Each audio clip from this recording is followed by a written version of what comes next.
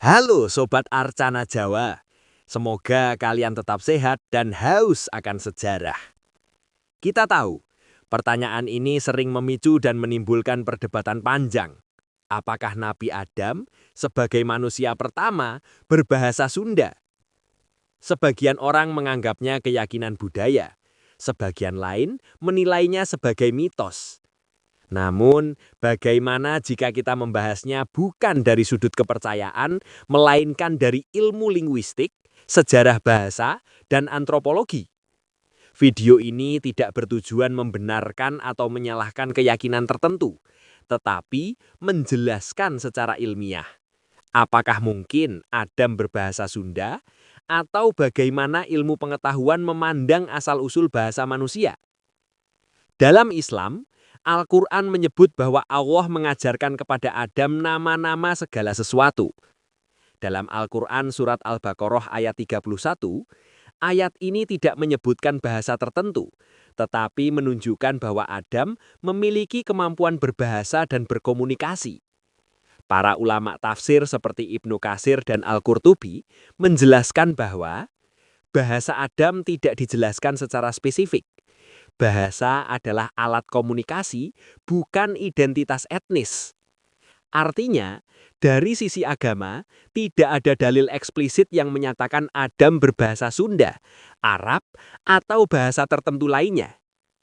Dalam linguistik modern, bahasa dipahami sebagai produk evolusi kognitif manusia.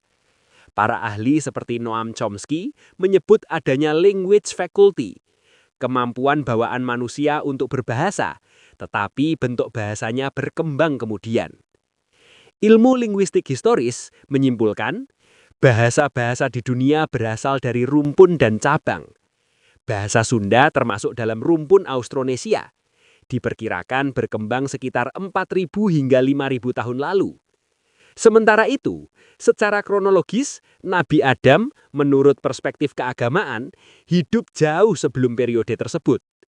Maka secara ilmiah, bahasa Sunda belum eksis sebagai sistem bahasa pada masa Adam. Lalu mengapa muncul anggapan bahwa Adam berbahasa Sunda?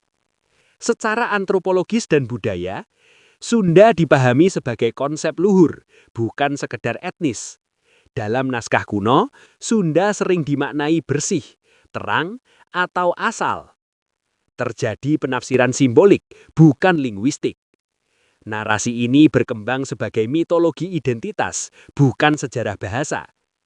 Dalam kajian akademik, hal ini disebut etnomitologi, mitos yang memperkuat identitas kelompok. Ini sah sebagai budaya, tetapi tidak dapat dijadikan kesimpulan ilmiah literal. Jadi, jika kita simpulkan secara akademik, Adam memiliki kemampuan berbahasa. Tidak ada bukti ilmiah bahwa Adam berbahasa Sunda. Bahasa Sunda adalah hasil perkembangan sejarah manusia Nusantara. Klaim Adam berbahasa Sunda lebih tepat dipahami sebagai simbol budaya, bukan fakta linguistik. Ilmu pengetahuan tidak menafikan keyakinan, tetapi membedakan antara simbol, mitos, dan data. Dengan memahami ini, kita tidak perlu merendahkan budaya dan tidak pula mencampur adukan iman, sejarah, dan ilmu bahasa. Justru disinilah kedewasaan berpikir lahir, menghormati tradisi sambil tetap berpijak pada kajian ilmiah. Jadi, apakah Nabi Adam berbahasa Sunda? Maka jawabannya iya. Nabi Adam berbahasa Sunda sebagai klaim simbol budaya, tetapi secara linguistik dan ilmiah tidak.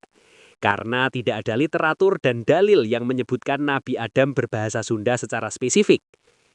Jika Anda tertarik dengan kajian-kajian sejarah Nusantara seperti ini, silahkan like, subscribe, dan tulis pandangan kalian di kolom komentar. Sampai jumpa, Arcana Jawa di video selanjutnya.